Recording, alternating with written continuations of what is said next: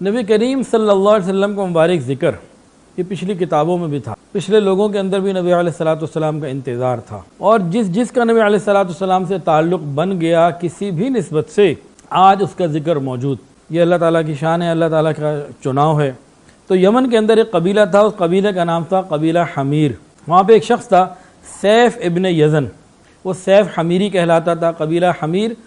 Safe حمیری کے جو باپ دادا تھے نا پیچھے، یہ یمن کے اوپر حکمران تھے۔ تو اچانک وہاں پہ کیا ہوا کہ حبشہ سے کچھ لوگ آئے اور انہوں نے ان کے باپ دادا کو جو پیچھے تھے، دادا پر دادا، ان سے حکومت کو چھین کر خود حکومت اختیار کر لی، اور 70 سال 70 ایئرز تک وہ لوگ حکومت کرتے رہے۔ اب سیف ابن یزن کے دل میں تھا کہ میں اپنی جو باپ دادا کی سلطنت ہے وہ ان سے واپس لوں۔ جب یہ جوان ہوا تو اس نے کیا کیا، اس نے اپنی ہم نوا لوگوں کی پوری ایک فوج بنائی، اس کے بعد حبشہ والوں پر جو حکومت پہ تھے ان پہ حملہ کیا، اور اپنے ہی باپ دادا کے ملک کو ان سے آزاد کرا دیا اور ان کو ملک سے بھگا دیا، اور یہ بادشاہ بن کر اپنی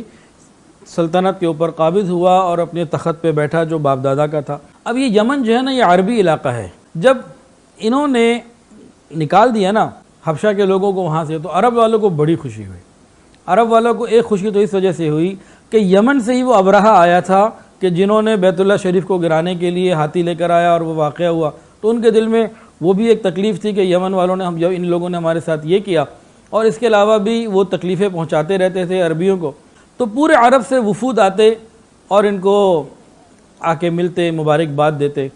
تو ایک وقت ایسا آیا کہ حضرت عبد المطلب، نبی کریم صلی اللہ علیہ وسلم کے دادا، قبیلہ قریش کے ایک بڑے بااثر خاندان کے لوگوں کو لے کے مبارکباد دینے کے لیے اس کے دربار میں پہنچے۔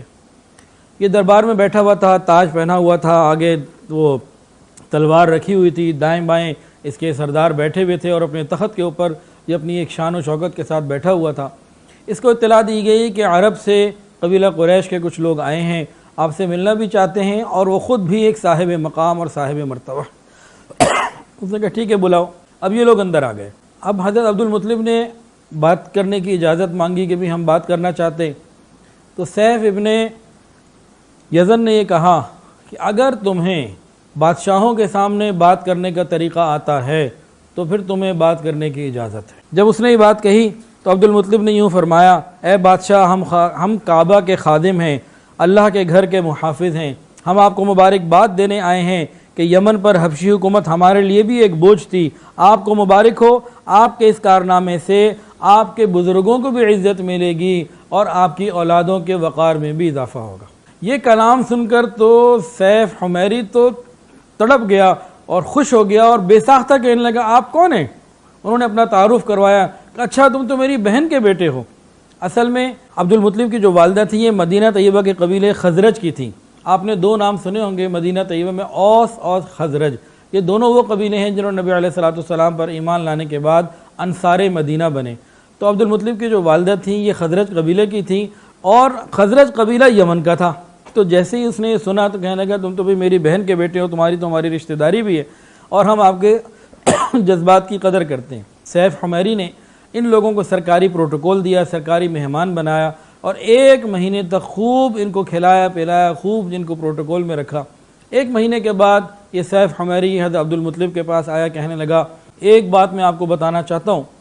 آپ کے سوا کسی کو نہیں بتانا چاہتا۔ ہماری کتابوں میں ایک بہت بڑی کتاب ہمارے پاس موجود ہے جس میں آنے والے وقتوں کے بہت ساری نشانیاں موجود ہیں، اور میں آپ کو بتا رہا ہوں، آپ نے کسی کو نہیں بتانا، اور مجھے یہ لگتا ہے کہ ان واقعات کا آپ سے بڑا تعلق ہے۔ اور حضرت عبد المطلب باتیں سن کر بہت حیرت ہوئے اور کہنے لگے، میں سمجھا نہیں آپ کیا کہنا چاہتے ہیں۔ تو کہنے لگا وہ کہ سنو عبد المطلب، جب تہامہ کی وادی یا مکہ میں ایک ایسا بچہ پیدا ہوگا جس کے دونوں کندھوں کے درمیان بالوں کا گچھا یعنی مہر نبوت ہوگی، اسے امامت اور سرداری حاصل ہوگی، اس بچے کی وجہ سے تمہیں قیامت تک اعزاز ملے گا اور عزت ملے گی۔ انہوں نے پوچھا عبد المطلب نے، اس بچے کا زمانہ کب ہوگا؟ بادشاہ نے جواب دیا، یہی اس کا زمانہ ہے، یا تو وہ پیدا ہو چکا ہے یا ہونے والا ہے، اس کا نام محمد ہوگا، اور والدہ کا بھی انتقال ہو جائے گا، اس کے دادا اور چاچا اس کی پرورش کریں گے۔ ہماری بھی آرزو تھی کہ ہمارے ہاں پیدا ہو اور ہمارے یہاں ہی سے ہو، لیکن ہوگا یہ کہ بنی یہ جو قبیلہ خزرج ہے یثرب میں، وہ لوگ اس کی مدد کریں گے، اور مدینہ طیبہ یثرب جو ہے وہ ان کا ہجرت کا مقام بنے گا، ان کا انتقال بھی وہیں ہوگا، ان کی تدفین بھی وہیں ہوگی، اور میرے ہی قبیلے خزرج کے لوگ ان کی مدد کریں گے، ان کی مدد سے یہ دنیا کے اہم علاقوں پر جو ہے وہ غالب آ جائیں گے اور اہم علاقے فتح ہو جائیں گے۔ وہ تمام لوگوں سے مقابلہ کرے گا اور خزرج کے ذریعے دشمنوں کو ذلت ملے گی۔ وہ نبی ایک رحمان کی عبادت کرے گا، شیطان کو دھمکائے گا، آتش کدوں کو ٹھنڈا کر دے گا، بتوں کو توڑ دے گا، اور اس کی ہر بات آخری اور حتمی ہوگی اور فائنل ہوگی۔ اس کے احکامات انصاف والے ہوں گے، وہ نیک کاموں کا حکم کرنے والا ہوگا، خود بھی نیکیوں پر چلنے والا ہوگا، برائیوں سے رکنے والا ہوگا، برائیوں کو مٹا دینے والا ہوگا۔ یہ ساری باتیں بتائیں اور پھر کہا کہ بات ڈھکی چھپی اور علامتیں تو پوشیدہ ہیں، لیکن اے عبد المطلب مجھے اس میں اب کوئی شک نہیں کہ تم ہی اس بچے کے دادا ہو۔ عبد المطلب نے جب یہ ساری باتیں ایک ایسے بندے سے سنی جہاں سے امید بھی کوئی نہیں تھی، یہ تو سجدے میں چلے گئے۔ سیف حمیری نے کہا سر کو اٹھائیے، اپنی پیشانی کو بلند کیجئے اور مجھے بتائیے کہ جو کچھ میں نے آپ کو بتایا ہے کیا اس میں سے کسی بات کے آپ واقف ہیں؟ تو عبد المطلب نے کہا کہ ہاں، وہ میرا پوتا ہے محمد، باپ تو پہلے انتقال کر چکا تھا پیدائش سے پہلے، اب ماں کا انتقال بھی ہو گیا، وہ میری اور اب میرے بیٹے یعنی اپنے چچا کی پرورش میں ہے اور میں اس کا خیال کرتا ہوں۔ تو سیف نے یہ بات سن کے کہا کہ یہ بات ایسے ہے کہ تم اپنے پوتے کی حفاظت کرو، یہودیوں سے اسے بچا کے رکھو، وہ یہودی اس کے بہت سخت دشمن ہیں، اور یہ الگ بات ہے کہ اللہ رب العزت کبھی بھی یہودیوں کو ان کے اوپر قابو پانے نہیں دے گا، اور میں نے جو کچھ آپ کو بتایا ہے اس کا کسی سے ذکر نہ کریں، ایسا نہ ہو کہ اس بچے کو یا مجھے یا آپ کو اس باتوں کے ذکر کی وجہ سے نقصان ہو۔ اور میرے دل میں تو یہ ہے کہ مجھے اگر اندازہ ہوتا کہ میں اس وقت زندہ ہوتا جب وہ یثرب پہنچتے اور میرا قبیلہ ان کی مدد کرتا، میں اپنے اونٹوں کو، خزانوں کو، دستوں کو، سارے سامان کو لے کے پہنچتا اور ان کی مدد کرتا، لیکن وہ وقت میری زندگی میں نہیں آئے گا۔ یہ ساری بات چیت ہوئی۔ اس کے بعد یہ سیف حمیری نے ان لوگوں کو بہت احترام کے ساتھ، بہت پروٹوکول کے ساتھ جو ہے وہ رخصت کیا، اور رخصتی کے وقت ہر قافلے میں جتنے وفد میں جتنے بندے تھے، ہر بندے کو